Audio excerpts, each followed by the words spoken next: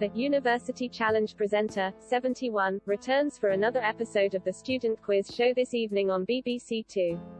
The second round of the competition continues as two more teams of students bid to make it into the quarter-finals. Mr. PAXMAN confirmed in May that he had been diagnosed with Parkinson's disease and was receiving treatment for the condition. The journalist and broadcaster said that, despite his illness, he would continue to present University Challenge. Mr. PAXMAN is well known for his combative approach to grilling public figures, including during his stint as the host of Newsnight.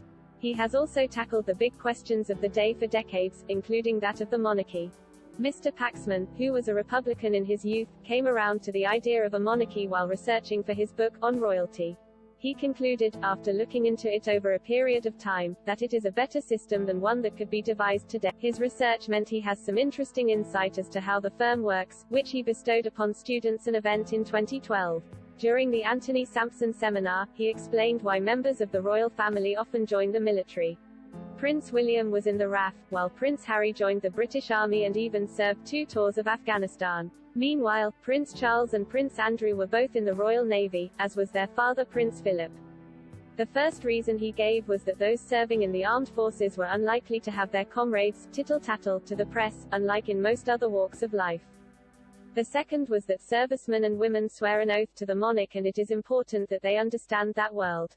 And finally, he argued there was also a historical element to it, in that in the past the crown was often won through battle. Indeed, even outside the firm, people with family members serving in the forces are more likely to join up themselves. His comments came in a lecture organized by the Mile End Group and hosted by Professor Peter Hennessy of Queen Mary University of London. Mr. PAXMAN said, they do military training for a number of reasons. One of which is that it's one of the few communities left in Britain where you can be reasonably confident that people will not tittle-tattle to the newspapers. Another being that all soldiers, sailors and airmen and airwomen swear an oath to the monarch. And you really cannot have a monarch who is unfamiliar with what that involves. And thirdly, there's the historical precedent, which is that all monarchies essentially have begun in combat. Mr. PAXMAN went on to stress that the royals' military history won't do as an explanation for why the country still has a monarchy, the central question of his lecture. He added that the preservation of the monarchy has nothing to do with military service.